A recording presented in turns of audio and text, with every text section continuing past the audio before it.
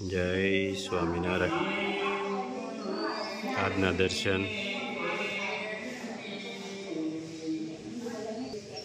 જય गणपति दादा, जय कष्टभंजन देव।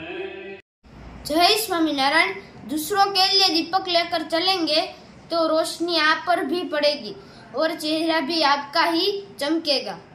जय स्वामीनारायण। Good morning. जय स्वामीनारायण, जय श्री राम, जय श्री कृष्ण, जय माता जी। ओम नमः शिवाय। सत्यमेव जयते सिद्धेश्वर महादेवनी जय। આજે આપણે જવાનું છે કીટ દેવા કે ભાઈ એના બા અને એક 10 વર્ષનો બાબુ 3 જણા રહે છે। એમાં માજીને કે ગોળો ફાટી ગયો છે એટલે એનું ઓપરેશન કરાવેલું છે અને ભાઈ કેન્સરથી પીડિત છે કે ભાઈને નાની ઉંમરમાં કેન્સર છે એટલે નાનો છોકરો છે કે જો ભાઈને કંઈ થાય તો છોકરો છે એ એકદમ નિરાધાર થઈ જાય, કારણ કે દાદી માને તકલીફ થઈ ગઈ છે અને ભાઈને કેન્સરની તકલીફ છે। બિચારાને એવો ફોન હતો કે અમારી પાસે અત્યારે જમવાનું કાંઈ પણ નથી। ફોન આવ્યો તો એને એમને કીધું કે ઘરમાં અત્યારે કશું વસ્તુ છે નહીં અને ડૉક્ટરે ખોરાક કરવાનો કીધો છે, તો મારી પાસે કાંઈ નથી, કામ ઉપર જવાતું નથી, કારણ કે ભાઈ અહીંથી થોડુંક હાલે ત્યાં એને પેટની અંદર જે ગાંઠ છે એનો દુખાવો ચાલુ થઈ જાય છે। એટલે આપણે અત્યારે પેલા સવારમાં એ કામ કરી નાખી, કારણ કે કીટ દઈ આવીએ અને એને જમવાની તકલીફ છે તો એને પેલા જમવાનું પૂરું પાડીએ તો એને થોડુંક અંદરથી તાકાત અને હિંમત રહે। તો ચાલો આપણે જે સુમિતભાઈનો ફોન આવ્યો હતો એને આ બધું કીધું, આ બધી તકલીફ છે, એટલે આપણે પહેલા ત્યાં પહોંચી જવું પડે કે અત્યારે એને ખાસ ખોરાકની જરૂર છે। જય સ્વામિનારાયણ। જય સ્વામિનારાયણ। જય સ્વામિનારાયણ। કેમ છે બા? સારું છે, સારું છે ને? હવે તકલીફ નથી ને બહુ? તકલીફ થોડીક તો થાય ને, થોડીક થાય એટલું તો, કારણ કે ગોળો ફાટી ગયો છે એટલે એ તકલીફ થોડીક તો, પણ ધીરે ધીરે બધું સારું થઈ જાય। હા, તમારા દીકરા છે બા? હા, મારો દીકરો છે। હા હા। એને ભાઈને તમને તકલીફ છે ને? મને તકલીફ છે, 4 મહિના થા પેટનો દુખાવો છે। જય સ્વામિનારાયણ। જય સ્વામિનારાયણ। કેમ છો? અત્યારે સારું મજામાં છે। બરાબર। બાને શું તકલીફ થઈ? બા હમણાં 15 દિવસ પહેલા પડી ગયા છે, હા ઓટા ઉપર છે, અહીંયા ગોળો ને રિંગ બે ફાટી ગયું છે એટલે ઓપરેશન આવ્યું। અને તમને શું તકલીફ છે? મને પેટનો દુખાવો છે, 4 મહિના થા રિપોર્ટ ને એવું કરાવ્યું, સિવિલમાં દાખલ હતો ત્યાં રિપોર્ટ ને બધું કરાવ્યું છે, એને કીધું ડૉક્ટરે ગાંઠ છે એટલે લીવર પર હોતો ચડી ગયો છે। બરાબર। તો તમારે કઈ કામ નથી થતું? નહીં, કામ કાંઈ નહીં। ડોક્ટરે અત્યારે ના જ પડી કે અત્યારે કાંઈ કામ નહીં થાય। કેટલો ટાઈમ સુધી? અને એને કીધું દવા ચાલુ રાખવાની છે, આ દવાનો કોર્સ પૂરો કરો પછી આગળ જતા એવું લાગે બીજો રિપોર્ટ કરાવશું। તો આ રિપોર્ટમાં ગાંઠનું કઈ રીતે આવે છે? સાદા પીવું। સાદા પીવું? હા, એટલે તમારે તો તકલીફ પડે, સાદા પીની ગાંઠ આવી એટલે થોડુંક રિક્સ વાળું કહેવાય અને એમાં તમે બળ ન કરી શકો બિલકુલ। અને અત્યારે કે ગામડાની અંદર તો આપણે બળના કામ સિવાય બીજું કામ મળતું અને આ તમારો બાબુ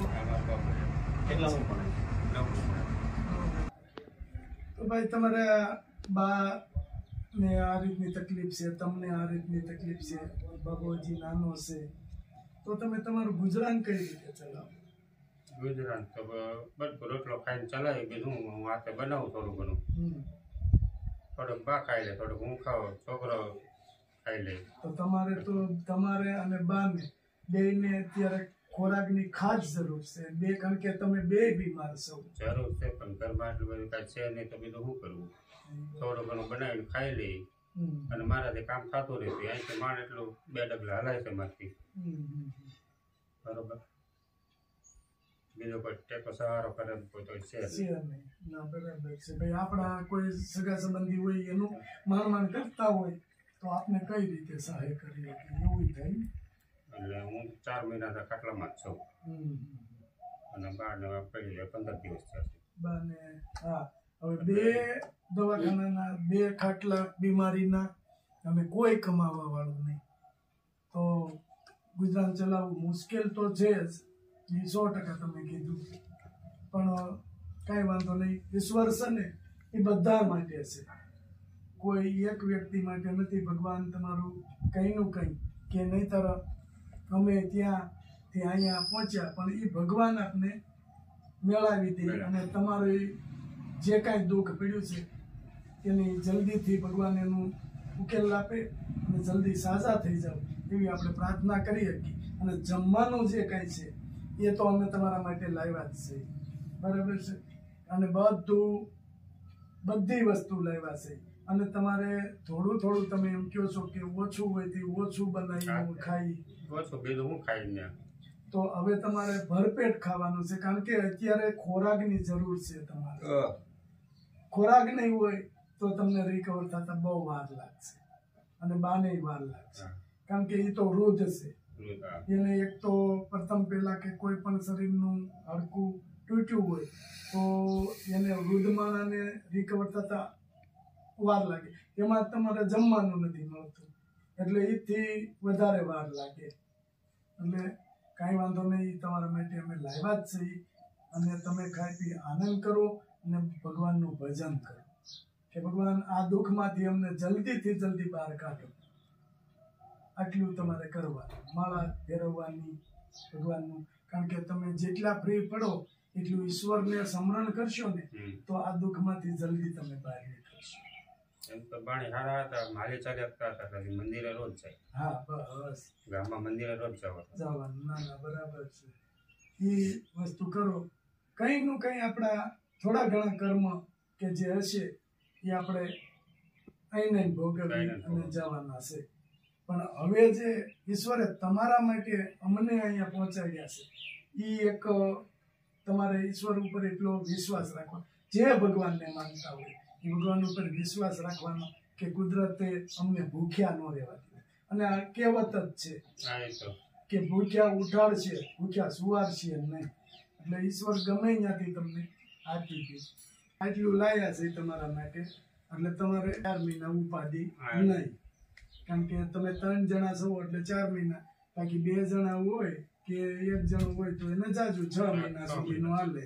અને આપણો નિયમ એવો છે કે કોઈ પણને આપવું તો એ 15 દિવસનું 20 દિવસનું નહીં, મહિના 6 મહિના હાલે એટલી વસ્તુ આપણે આપીએ છીએ બધાને. અને વસ્તુ બધી આપણી ચોખ્ખી હશે કે જે અમારી ઘરે ખાઈ છે એ. એટલે અત્યારે વસ્તુ ખાવાની, ચોખ્ખી ખાવાની, સારી ખાવાની.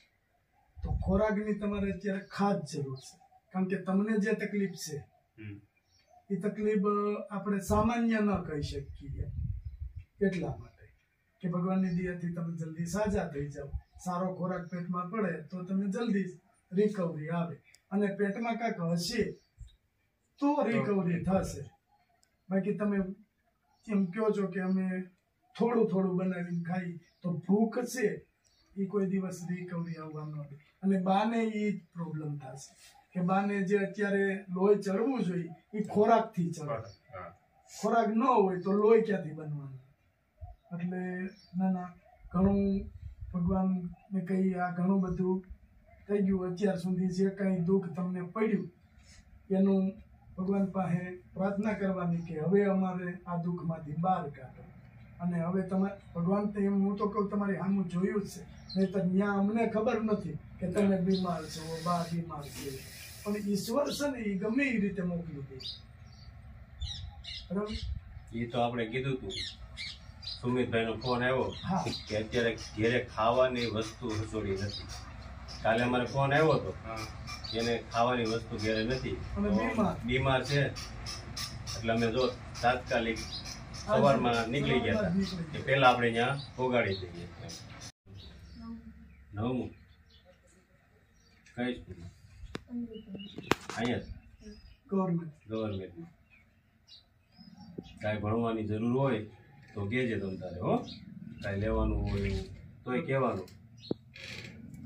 અને તને હવે તો ખ્યાલ જ છે બેટા, તાર પપ્પાથી કંઈક કશું કામ થતું નથી.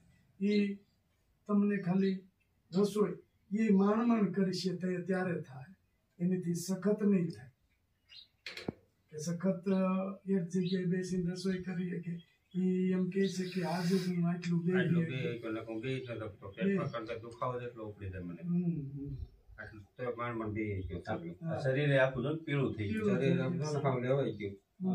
ઓપરેશન કરેલું, ઓપરેશન કરેલું છે પેલા વાગેલું ને એનું. એટલે તારે બાનું તાર પપ્પાનું બેયનું ધ્યાન રાખવાનું છે, બરાબર.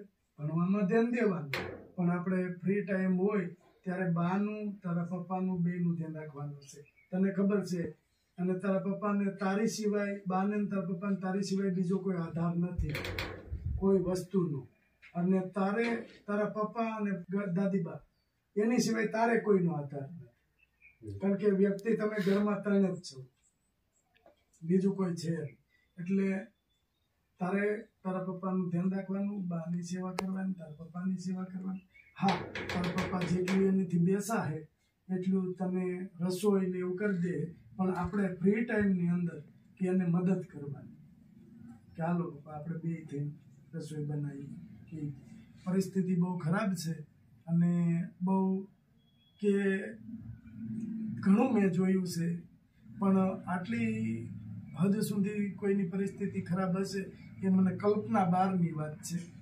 પણ ઈશ્વરની ગતિ છે ને એ ન્યારી છે, કંઈનું કંઈ કોઈને કઈ રીતે કોઈ પણ રીતે કોઈ પણ સ્વરૂપે તમને પહોંચાડી શકે.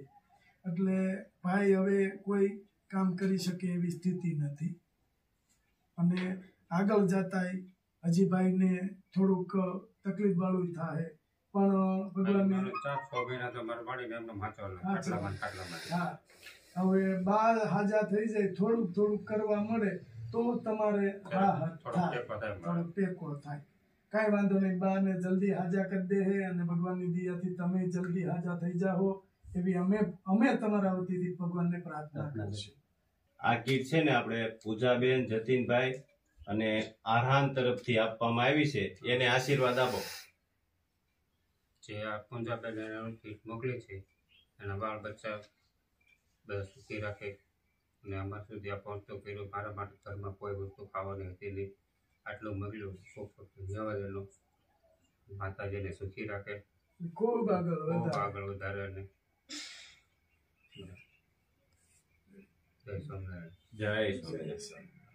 આ બિસ્કિટનું છે ને તમારે ભૂકો કરી અને કીડિયારું પૂરવાનું, પક્ષીને ખવડાવવાનું, કારણ કે જેને આ મોકલ્યું છે એના કર્મ સારા કરે છે, પણ તમારા હાથથી કંઈક પૂન થવું જોઈએ. એટલે આ વસ્તુને તમારે કીડિયારું પૂરવાનું, પક્ષીને ખવડાવવાનું, એટલે ભગવાન આવનારો સમય તમારો સારો આપે કે ભાઈ આ દુઃખમાંથી જલ્દી બહાર કાઢે. અત્યાર સુધી તો તમારે ખાવાનું નહોતું, એમાં તમે આ વસ્તુ ન જ કરી શક્યા હો, પણ હવે તમારે આ વસ્તુ કરવાની છે. કીડિયારું પૂરજો, પક્ષીઓને નાખજો, આટલું તમારે કરવાનું છે. અને આટલી વસ્તુ આવી છે, ખાઈ પી આનંદ કરજો, કોઈ ઉપાધિ કે ટેન્શન નહીં લેતા. ઈશ્વર જે વધણી આટલું ખૂટશે ત્યાં કોઈકનું કોઈક પાછું તમારા માટે સહાય કરશે. અને જો તમે ઉપાધિ કરશો તો તમારું શરીરે વળશે નહીં, કારણ કે હા, એક પ્રથમ પેલા તમારે પૂરતો ખોરાક નથી મળતો અને ચિંતા કરો તો એ થોડીક તમારા શરીર માટે નુકસાન છે. પણ ઈશ્વર ઉપર ભરોસો રાખી બધું છોડી દેવાનું છે. ભગવાને દીધું છે, આ પ્રસાદ રૂપ જ છે, આપણે આરોગવાનું અને ભગવાનનું ભજન કરવાનું, કારણ કે તમારીથી થતું નથી, કોઈ વસ્તુ થાય એમ જ નથી. એવું અમે માન્ય કરીએ છીએ કે તમે જે અમને પરિસ્થિતિ કીધી છે બધા રિપોર્ટ આપને બતાવ્યા, એટલે તમારથી હવે કશું વસ્તુ થાય ને તમારે ખાલી બાનું અને ભાઈનું બેનું ધ્યાન રાખવાનું અને ભજન કરવાનું, કારણ કે આવનારો સમય હજી આપણો થોડો સારો થાય એવી ભગવાનને પ્રાર્થના કરવાની. કઈ ઉપાધિ ન કરતા બધું સારું થઈ જાય. બાને ઉપાધિ એક મારી હતી, સારો થઈ જાય બા, એમાં ઉપાધિ ન કરતા. હા, એ ભગવાનની દયાથી જલ્દી સાજા થઈ જાય, તમારી પહેલા એ સાજા થઈ જાય. એટલે કાંઈ આપણે ઉપાધિ નહીં કરવાની, ભગવાનનું ભજન કરવાનું અને ભગવાનને પ્રાર્થના કરવાની મારા દીકરાને જલ્દી સાજો થઈ જાય. જય શ્રી જય શ્રી